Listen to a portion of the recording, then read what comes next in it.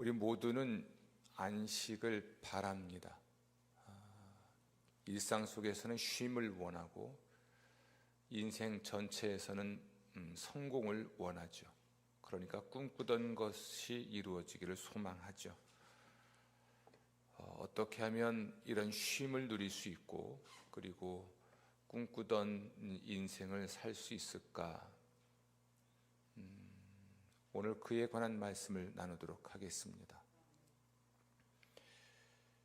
예수님께서 최고의 계명이 무엇인지에 대한 질문을 받고 주신 대답이 있죠. 무엇일까요? 내 마음을 다하고 목숨을 다하고 뜻을 다하여 주 너의 하나님을 사랑하라. 아멘. 자신의 전 존재로 하나님을 사랑하라. 이것이 성경에서 최고의 계명입니다. 그런데 이 계명은 구체화되는 것이 하나 있는데, 이 계명이 구체화되는 일이 하나 있는데 그것이 바로 예배입니다. 사람은 자기가 사랑하는 것을 섬깁니다. 사랑하는 것에 이끌리고 또 사랑하는 것을 추구하죠. 그것은 다른 말로 하면 사랑하는 것들을 섬긴다라고 말을 해요. 우리 청소년들이 아이돌을 사랑하죠. 거의 종교 수준입니다. 열광하죠. 그런데 우리 어른들은 영웅이를 좋아한다고 해요. 가인이여라, 가인이도 좋아하고, 이렇게 우리 모두에게는 흠모의 대상이 있고 때로는 사랑의 대상이 있습니다. 사랑하는 것에 이끌리고 사랑하는 것을 추구하죠. 내가 사랑하는 것이 나를 지배해요. 처음엔 내가 사랑하는 것을 추구하게 되고 사랑하는 것에 이끌리는 것 같은데 어느 순간에 이 사랑하는 것이 나를 지배합니다. 그게 중독이에요. 마음의 우울이나 삶의 어려움을 잠깐 잊기 위해서 손을 댔던 술, 내가 조절할 수 있을 것 같아서 마시기 시작했는데 잠깐의 고통이나 아픔을 잊기 위해서 또는 잠을 잘 자기 위해서 한 잔 한 잔 마시던 술이 나를 집어삼킵니다. 아직도 술을 끊지 못하는 분들이 많죠. 술을 그렇게 즐겨 먹던 사람이 술을 끊으면 술 친구들이 이렇게 말을 한대요. 야, 너 무슨 재미로 사냐? 예전에는 술 먹는 재미로 살았는데 담배도 그렇습니다. 포르노도 그렇습니다. 우리 청소년들의 게임도 그렇습니다. 내가 사랑하게 됐고 또 나의 즐거움을 위해서 선택할 수 있다고 여겼던 것들이 어느 순간인가 내가 선택할 수 없고 그것이 나를 지배하게 되지요. 여러분, 하나님을 사랑한다는 것, 긍정적인 면에서 보면 그 상태가 되는 것일 수도 있습니다. 이제는 하나님이 나를 온전히 주관하시고 온전히 지배하시죠. 그분에 대한 사랑이 절대적이기 때문에 다른 어떤 것으로도 대체할 수 없는, 아이돌을 좋아하는 아이돌이 다른 팬들이 상대방의 그 아이돌을 뭐라고 하면 막 싸운다면서요. 그러니까 우리가 사랑하고 우리가 따르고 있는 하나님을 누군가가 모욕하면 화를 내고 싸우기도 하고 그러죠.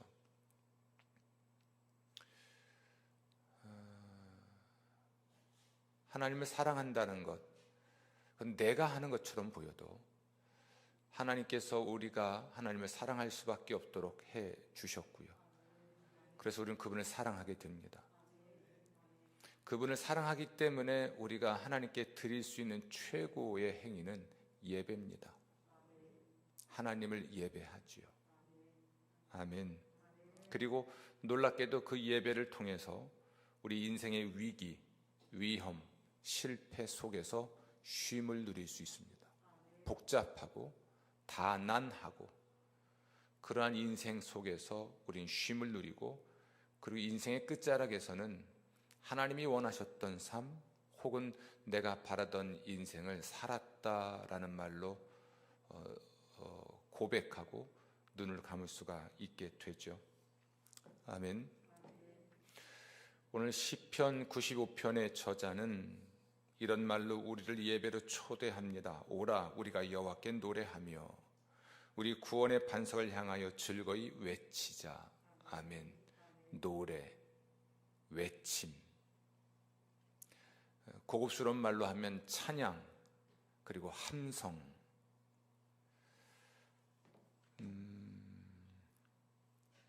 6절 말씀 보면 우리가 굽혀 경배하며 우리를 지으신 여호와 앞에 무릎을 꿇자. 무릎을 꿇고 굽히고, 굽힌다, 무릎을 꿇는다. 허리를 90도 숙여서 인사를 드릴 수 있겠죠. 그것도 부족하면 무릎을 꿇겠죠. 그것도 부족하면 자신의 배를 바닥에 깔고 납작 엎드려서 그분을 경배하겠죠. 이것이 예배를 드리는 사람들의 모습이에요. 노래, 함성, 우리의 성대를 울리고 나오는, 우리의 마음에서 우러나온 노래와 함성들, 이것이 몸동작으로 표현되기를 굽히고 또 엎드리고 혹은 무릎을 꿇는 것으로, 때로는 손을 높이 드는 것으로 표현이 되겠죠. 마음에 있는 것이 우리의 몸으로 표현되기 마련이고요, 마음에 있는 것이 우리의 전 삶으로 표현될 수밖에 없습니다. 하나님을 사랑한다면 그분을 사랑하기 때문에 우리가 하나님께 뭔가 표현할 수 있고, 아니 그 사랑 때문에 표현이 되는 행위들이 있는데 그것이 예배입니다. 가끔은 제가 저희 교회 처음 부임해서 기타 치고 찬양 인도하면서 경배와 찬양 연습을 한다고, 훈련을 한다고 주보를 깃발 삼아 흔들기도 하고 함성을 지르기도 하고 발을 구르기도 하고, 그때 엄청난 저항이 있었죠. 찬양이 무엇인지도 모르는 사람들이, 예배의 깊이를 모르는 사람들이 보여준 저항들, 굉장히 심했죠. 언제부턴지 저희 교회에서도 이 함성이 사라졌습니다. 깃발을 흔드는 것을 마치 무당 굿한다고 폄하하면서 비난하는 사람들, 이스라엘 백성들이 하나님께 나와 예배를 할 때 12지파별로 깃발을 들고 입장을 해서 예배를 드리는 임예, 예배를 위해 입장하면서 임예를 했던 이런 예배의 귀한 전통들마저도 비난하고 힐난했던 세월들이 있었죠. 근데 언제부턴지 우리 안에서는 몸으로 표현된 예배의 행위가 사라진 듯해요. 마음으로 표현을 하는지는 모르지만 이 마음이 터질 듯이 감사와 기쁨으로 가득하면 성대를 울려 소리를 내고 몸을 움직여 표현하게 되어 있습니다. 아파도 그렇지만 너무 좋아도 그렇잖아요. 그렇죠? 오늘 시인이 우리에게 말하기를 오라, 오라, 우리 이 여호와께 노래하며 구원의 반석을 향하여 즐거이 외치자. 함성, 찬양, 굽히자, 무릎을 꿇자, 그리고 경배하자. 이것이 하나님을 사랑하는 사람의 최고의 행위인 줄로 믿습니다. 오늘 저는 여러분과 함께 예배가 무엇인지, 또 우린 왜 예배를 드리지 못하는지 이스라엘의 역사에서 배우고자 합니다. 시편 95편에서 이렇게 함성을 지르고 노래를 하며 혹은 시를 지어 하나님을 노래하는 이런 예배의 행위와 정반대되는 행위를 이스라엘 민족이 보여줬기 때문인데요. 그것은 오늘 나와 있는 대로 8절 말씀, 무리바에서와 같이 또 광야의 마사에서 지냈던 날과 같이 너희 마음을 완악하게 하지 말지어다. 그때에 너희 조상들이 내가 행한 일을 보고서도 나를 시험하고 조사하였도다. 아멘. 이스라엘의 실패의 역사, 이것이 우리에게 교훈이 될 것입니다. 사도 바울은 고린도인들에게 편지를 보내면서 이스라엘의 실패의 역사를 사용해서 그 시대의 그리스도인들을 경계한 일이 있죠. 성경은 가끔, 아니 자주 이스라엘의 실패의 역사, 하나님의 옛 백성들의 실패 역사를 통해 그런 실패를 반복하지 않도록 경고하고 하나님 앞에 온전한 신자가 되도록 가르쳤는데요. 오늘도 이 하나님을 찬양하는 일, 하나님께 노래하는 일, 굽혀 하나님을 경배하는 일, 무릎을 꿇어 하나님을 예배하는 이 일과 전혀 다른 이스라엘의 실패의 역사를 통해서 참된 예배를 하나님께로부터 듣고자 하는 겁니다. 아멘. 무리바 그리고 마사에서의 사건이 무엇이었을까요? 여러분, 이스라엘 백성은 하나님의 명령대로 광야를 지나서 르비딤이라 하는 곳에 장막을 쳤습니다. 그런데 이 장막을 친 곳에 물이 없어요. 우리가 주목할 것은 하나님의 명령을 따랐다는 겁니다. 그리고 그때에도 하나님의 구름, 낮에는 구름 기둥이고 밤에는 불 기둥이었으니까 이 하나님의 구름이 그들을 인도했거든요. 하나님이 명령하셨고 하나님이 인도하신 곳이 바로 무리바입니다. 르비딤의 장막을 친 거죠. 근데 그것은 뭐가 없습니까? 물이 없어요. 우리는 늘 그런 기대를 하죠. 하나님이 인도하셨으면 물이 있을 것이다. 하나님이 인도하신 곳이라면 뭔가 나를 위해 최적의 것이 준비되어 있을 것이라고 기대를 하는데 전혀 그 기대에 못 미친 거죠. 출애굽기 17장 2절입니다. 우리에게 물을 주어 마시게 하라. 이런 말로 모세를 원망합니다. 모세는 하나님이 세우신 지도자였잖아요. 그럼 지도자를 원망하는 거예요. 하나님이 인도하셨는데 당신이 하나님의 음성 잘못 들은 거 아니야? 뭐 이런 말일 수도 있겠고요. 모세를 원망합니다. 또 모세를 비난하는데요. 당신이 어찌하여 우리를 애굽에서 인도해 내어서 우리와 우리 자녀와 우리 가축이 목말라 죽게 하느냐? 이집트에서 왜 우리를 이끌어냈느냐 이 이야기예요. 근원적으로 왜 이집트에서 우리를 구출해냈느냐? 혹시 당신 우리 모두를 이 광야에서 목말라 죽게 하려고 하는 거 아니야? 혹시 당신 이집트 왕과 뭔가 좀 짜고서 우리를 이끌어내고 이 광야에서 우리를 몰살하려고 한 거 아니야? 이런 지도자에 대한 원망과 지도자의 지도력에 대한 의심과 지도자의 마음의 동기와 목적에 대해서 심각한 도전을 하였죠. 그런데 그들의 질문이, 이런 비난이 정당한가? 그렇지 않습니다. 하나님이 이스라엘 민족을 이집트에서 구출해 내실 계획이 이미 오래전부터 있었어요. 아브라함 때부터 있었습니다. 이스라엘 민족이 타국에서 노예살이를 할 것이고 때가 되면 하나님이 그들을 구출해 내실 것을 이미 아브라함 때부터 약속을 하신 것이고 이것은 또한 예언하신 일이었죠. 하나님은 그 약속을 지키신 겁니다. 노예살이보다는 자유민의 삶이 좋잖아요. 근데 아마 이스라엘 민족들은 노예 근성이 생긴 것 같아요. 노예살이도 하루 이틀이지. 그 긴긴 세월을 노예로 살았기 때문에 노예 근성이 생긴 거예요. 그래서인 듯합니다. 그러나 하나님은 그들을 이집트에서 구출해 내셨고 홍해를 건너게 하셨고 구름기둥 불기둥으로 인도하셨습니다. 이집트를 탈출할 때는 초자연적인 사건을 통해서, 그러니까 기적을 통해서 그들을 이집트에서 구출해 내신 거죠. 이집트를 탈출한 후 홍해 앞에 섰을 때, 그리고 이집트의 군대가 이스라엘 민족을 추격해 왔을 때, 출애굽기 14장 14절입니다. 하나님이 자기 백성을 위하여 싸우셨어요. 홍해 앞에서 이집트의 군대가 추격해 오는 그런 상황 속에서 이스라엘 민족이 할 수 있었던 것은 없죠. 홍해를 가르신 분은 하나님이세요. 홍해를 육지처럼 건너게 하신 분이 하나님이세요. 이스라엘을 죽이려고 쫓아왔던 이집트의 군대를 수장시키신 분도 하나님이세요. 하나님이 싸우셨죠. 여러분, 이스라엘 민족을 광야에서 죽이려고 했으면 언제 죽였을까요? 홍해에서 죽였죠.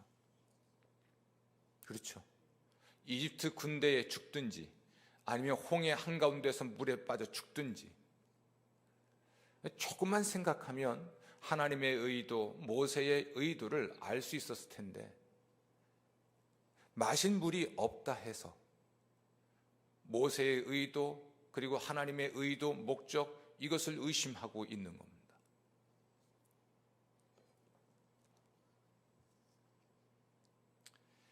홍해에서 나와서 수르 광야라고 하는 그 광야의 마라라고 하는 곳에서 하나님은 쓴 물을 단물로 바꿔주신 일이 있어요. 그러니까 독성이 있는 물을 하나님이 바꿔주셔서 그것을 먹고 살 수 있게 해주셨죠. 신광야에서는, 지금 그러니까 르비딤에 도착하기 전의 여정이에요. 르비딤에 도착하기 전의 여정에는, 신광야에서는 만나를 먹이십니다. 메추라기를 먹이세요. 고기 먹고 싶다고 하니까 하나님이 고기를 주시고, 배고프다고 하니까 하나님이 먹을 것을 주시고, 목마르다 하니까 하나님이 물을 주시고, 길을 찾지 못하겠다 하니까 구름기둥 불기둥으로 인도하시고, 적군들에 의해서 생명의 위협을 받으니까 하나님이 싸워주시고,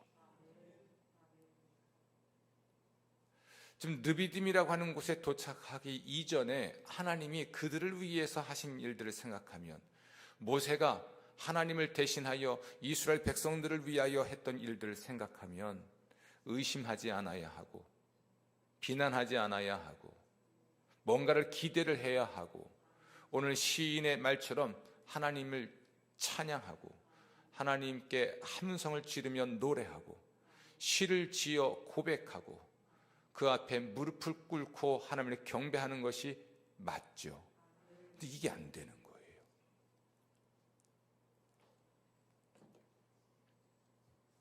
이미 그들은 하나님의 구원을 경험했습니다.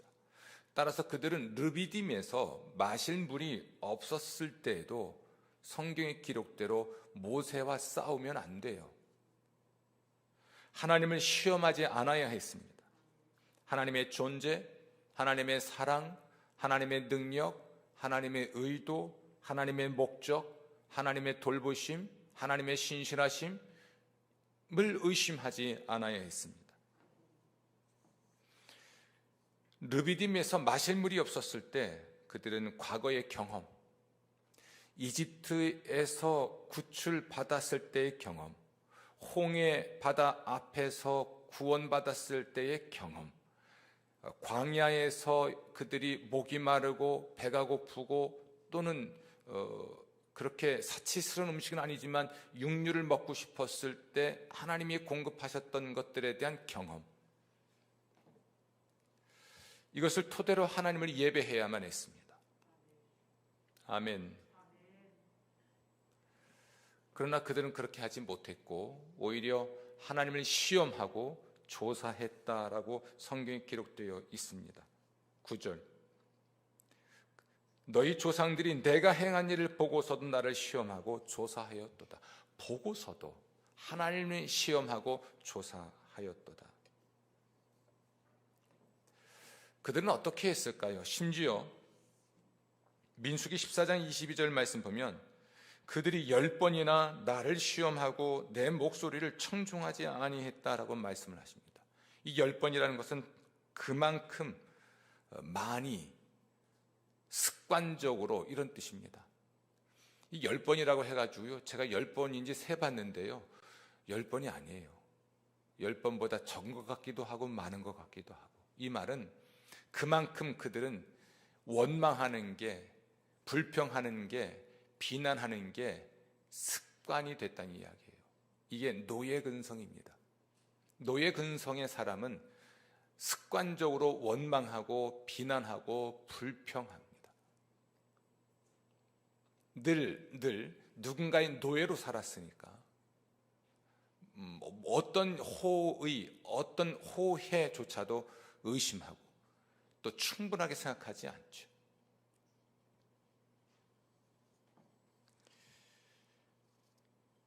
홍해 앞에 섰을 때 이스라엘 민족은 이렇게 합니다. 그들이 모세에게 이르되 애굽에 매장지가 없어서 당신이 우리를 이끌어내어 이 광야에서 죽게 하느냐? 어찌하여 당신이 우리를 애굽에서 이끌어내어 우리에게 이같이 하느냐? 우리가 애굽에서 당신에게 이른 말이 이것이 아니냐? 이르기를 우리를 내버려 두라. 우리가 애굽 사람을 섬길 것이라 하지 아니하더냐? 애굽 사람을 섬기는 것이 광야에서 죽는 것보다 낫겠노라. 여러분, 자유민으로 산다는 게 좋지만 책임도 크다는 거 아시죠?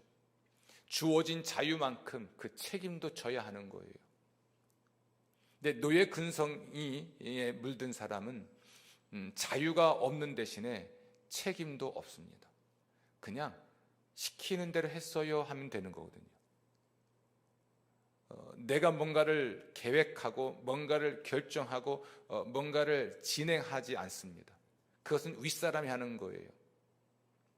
그러니까 노예 근성에 사로잡힌 사람들은 어떤 것도 본인이 기획하고 계획하고 진행하고 평가하고 다시 뭔가를 계획하고 그리고 실행하고 또는 평가하고 기업이 하듯이 플랜 투 C라고 하는 단순한 이 원리조차도 할 줄 모르죠. 이런 사람들은 이 얘기 하는 거예요. 왜 이집트에서 구해냈습니까? 그때가 좋았는데, 노예살이가 좋은데, 자유민이 되었을 때 누리는 자유에 뒤따른 책임들, 그 자유 때문에 발생할 수 있는 위험들, 이런 것들을 너무나 싫어하는 거죠. 이 위험이 닥쳤을 때, 책임을 져야 할 일이 생겼을 때 숨어버리는 겁니다. 과거로 회귀해버리는 거죠. 그때로 돌아가면 그때가 좋았는데. 홍해에서 수르 광야로 들어가서 사흘 길을 걸었지만 물을 얻지 못하고 마라에 이르렀을 때 그들은 무엇을 마실까 하고 모세를 원망했는데요. 심지어 이집트에서 나온 후 둘째 달 15일에 신광야에 이르러서 먹을 것이 없을 때, 그러니까 만나와 메추라기를 먹기 전이겠죠. 이렇게 말합니다. 출애굽기 16장이에요. 우리가 애굽 땅에서 고기가마 곁에 앉아있던 때와 떡을 배불리 먹던 때에 여호와의 손에 죽었더라면 좋았을 것을 너희가 이 광야로 우리를 인도해내어 이 온 회중이 줄여 죽게 한다. 실수를 금치 못하는 표현이 자꾸 나오죠. 목말라 죽겠고, 배고파 죽겠고, 고기 먹고 싶어 죽겠고. 그러니까 이 이스라엘 백성들은 찬양, 노래, 감사, 기쁨, 이거하고는 전혀 달라요. 그냥 죽겠다는 겁니다. 다 죽겠고, 심지어 좋아 죽겠다는 거죠. 그냥 죽겠다, 이걸 입에 달고 살아요. 죽겠다는 말. 이 죽겠다는 말은 2022년 12월 31일부로 버리신 줄로 믿습니다. 좋으면 좋은 거지 또 왜 이렇게 죽겠다고 하시는지. 그들의 불평은 갈수록 강도가 심해지는데 수르광야의 마라에서 불평의 주체는 그 백성으로 되어 있습니다. 15장 24절 출애굽기. 그러나 신광야에서는 이스라엘 온 회중이었습니다. 몇몇 대표자들만 또는 몇몇 사람들만 불평했던 게 백성들 전체를 감염시킨 것 같아요. 여러분, 나쁜 건 가장 빠르게 전염됩니다. 좋은 건 가장 더디게 전염이 되고요. 불평은 가장 빠르게 전염이 돼요. 한 가정에서 항상 입에 불평만 달고 사는 사람이 있으면 가족이 행복하지 않습니다. 그리고 다른 사람도 모르게 스스로 그걸 배워요. 서로 불평하고 앉아 있습니다. 찬양, 감사, 노래, 경배, 이 색깔이 밝은 색깔, 흰색이라면 불평, 원망, 비난, 의심, 이런 것들은요, 이건 회색일 수도 있고 검정색일 수도 있습니다. 지금 다 검정색 입고 계시지만,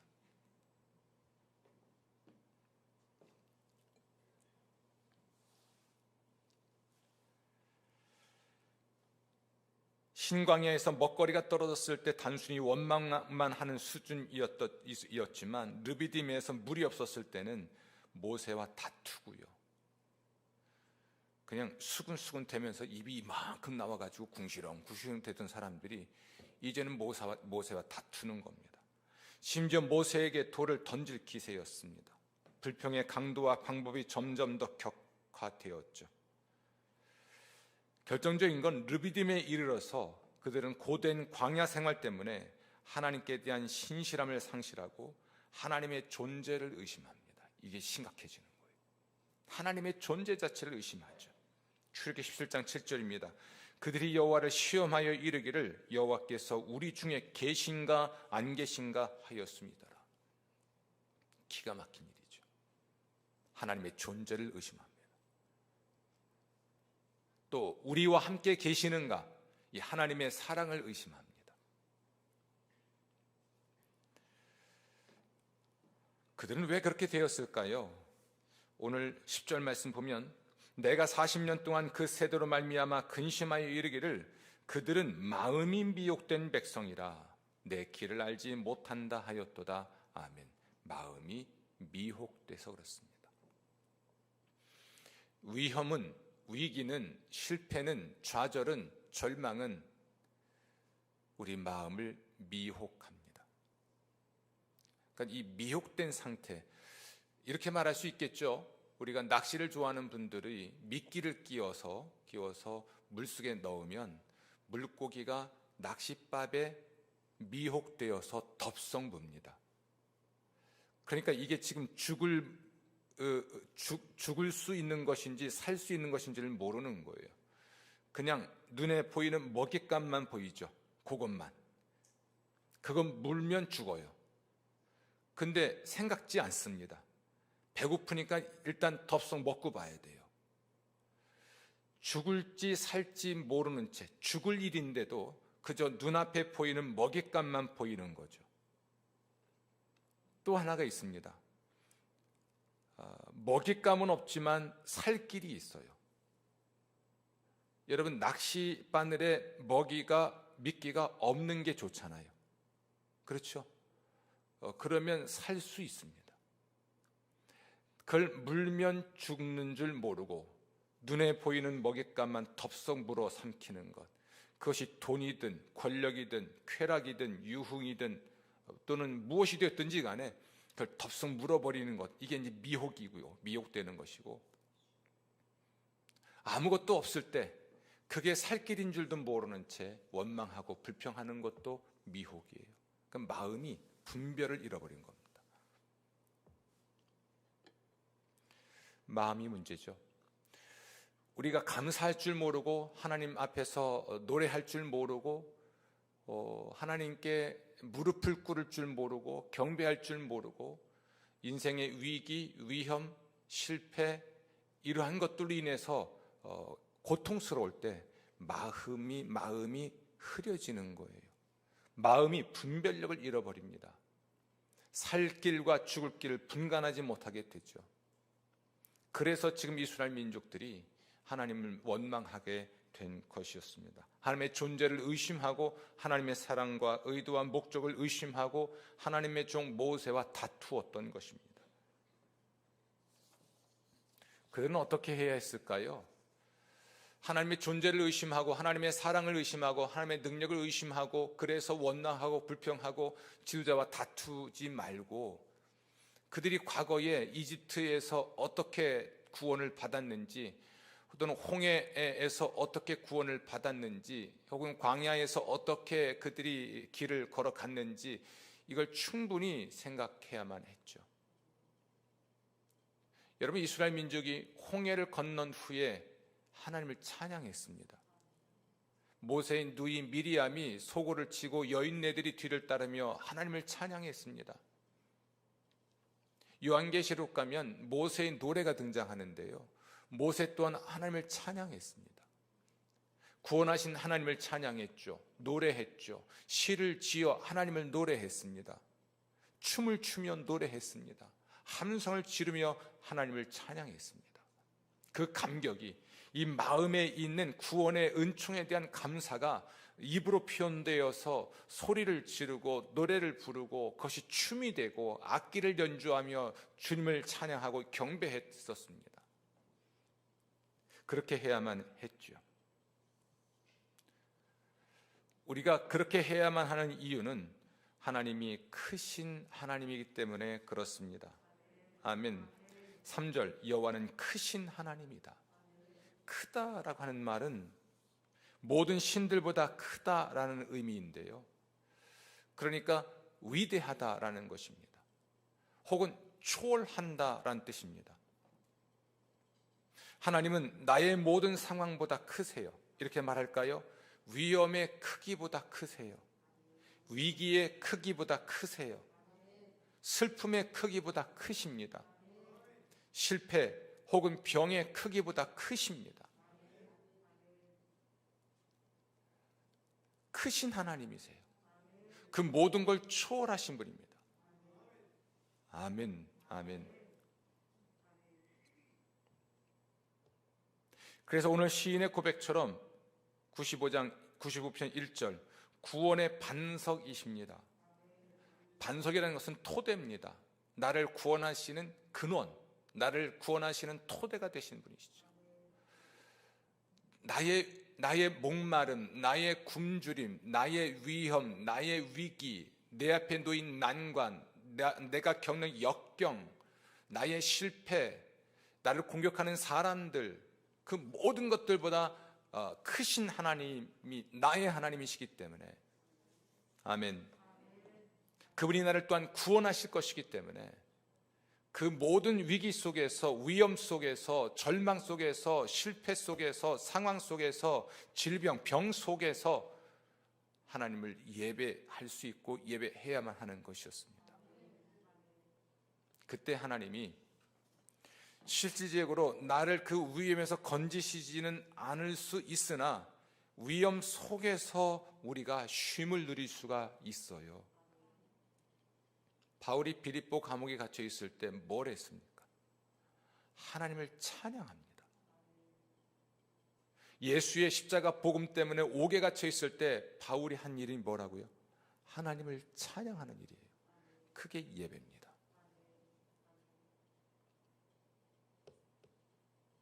예배죠. 스데반이 돌에 맞아 죽을 때 하나님을 응시합니다. 그 죽음마저도 하나님의 섭리 속에서 받아들였던 까닭에 그의 얼굴이 천사보다도 밝았던 거예요. 아멘. 사도 바울이 죄수의 신분으로 지중해를 건너가고 있을 때, 그러니까 로마로 압송되어 갈 때 폭풍우를 만나잖아요. 그 폭풍우 속에서 그가 한 일이 무엇입니까? 하나님께 기도합니다. 그게 예배입니다. 예루살렘 교회가 위기를 맞이했을 때, 사도들이 체포되어서 옥에 갇혔을 때 그 교회들이 한 일이 무엇입니까? 기도하는 일이에요. 그게 예배입니다. 성령에 의하여 격동된 교회 공동체의 중요한 특징이 무엇입니까? 기도하는 일에 헌신한 일이었습니다. 그게 예배죠. 아직 문제가 해결되지 않았습니다. 문제 속에서, 상황 속에서, 어둠 속에서, 절망 속에서, 실패 속에서, 그 아픔 속에서 그들이 하나님 앞에 기도하고 기도 예배, 찬양의 예배를 드리면서 그 속에서 그들이 쉼을 누리는 거죠. 그리고 마침내 그 속에서 구원을 받습니다. 여러분, 우리가 2022년을 광야에서처럼 살았습니다. 모래폭풍 몰아치는 곳, 이스라엘 민족이 경험한 대로 먹을 것, 입을 것, 마실 것을 염려하는 순간들도 있었죠. 독충, 해충의 위험이 또 있었고요. 그러니까 수없이 많은 위험과 위기 속에서 모래폭풍 몰아치는 광야와 같은 인생을 살아왔지만 지금 살아 계시죠. 해를 넘겨 1월 1일 2023년 첫날을 맞이했습니다. 2023년 한 해도 우리는 지난 세월들을 돌아봐야 해요. 하나님이 언제 어떻게 나를 인도하셨고 구원하셨길래 나의 나됨이 있을까? 지금 내가 이 모습으로 이곳에 서 있을지를 인하여 감사하고 노래하고 함성을 부르고 엎드려 경배하고 무릎을 꿇어 기도하는 하나님의 사람들이 되어야 할 것입니다. 아멘. 그러면 우리는 쉼을 누리고 구원을 받아 하나님이 의도하신 인생, 또 내가 정말 꿈꾸었던 인생을 살게 될 겁니다. 쉼을 원하십니까? 예배자가 되십시오. 특히 공동체 예배에 힘쓰십시오. 시편 95편도 그 배경이 그렇습니다. 나 홀로 드리는 예배가 아니에요. 공동체 예배입니다. 현장 예배입니다. 2023년도는 비대면 예배를 드리지 마시고 대면 예배에 힘쓰십시오. 성도들과 함께 하나님을 찬양하는 이 예배를 드리십시오. 목소리를 높여서 찬양하십시오. 쉼을 누릴 수 있을 것입니다. 하나님이 구원하십니다. 이렇게 말할 수 있겠죠. 하나님이 먹을 것 주세요. 마실 것 주십니다. 입을 옷 주세요. 쉴 집도 주십니다. 따뜻한 이웃도 만나게 하십니다. 계획한 일들을 이룰 수 있는 통찰력도 주십니다. 예배를 드려보십시오.